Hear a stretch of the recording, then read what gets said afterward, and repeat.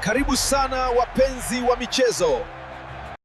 Mashabiki wa Simba na Yanga watacheza mechi ya kirafiki Jumapili, Disemba 21, 2025 kwa lengo la kuhamasisha upendo na umoja baina yao. Mechi hiyo itachezwa katika uwanja wa KMC Complex, Dar es Salaam kuanzia saa 10 jioni na hakutakuwa na kiingilio kwa mashabiki.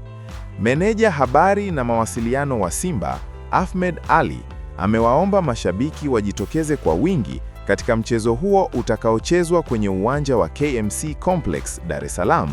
Mchezo huu unabeba hadhi ya taasisi husika.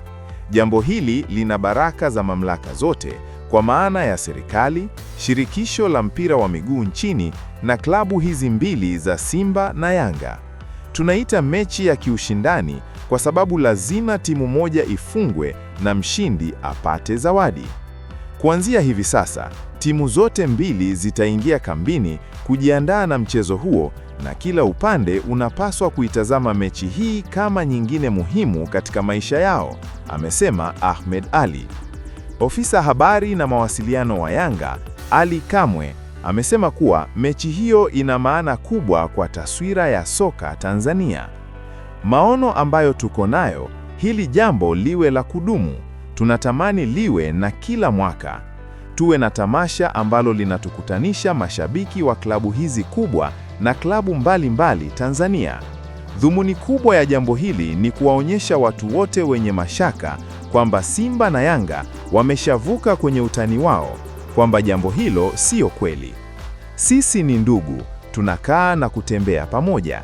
Jambo hili linatuhusu wote ambao tunapenda mpira. Kwenda kuipanda mbegu hii ya utani wa jadi tarehe 21 mwaka huu, tunawaomba mashabiki wa mpira kujitokeza kwa wingi katika uwanja wa KMC kusapoti jambo hili.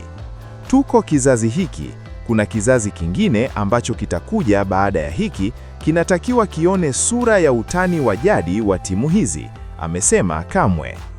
Usisahau kusubscribe, kulike, kucomment na kushare kwa wengine.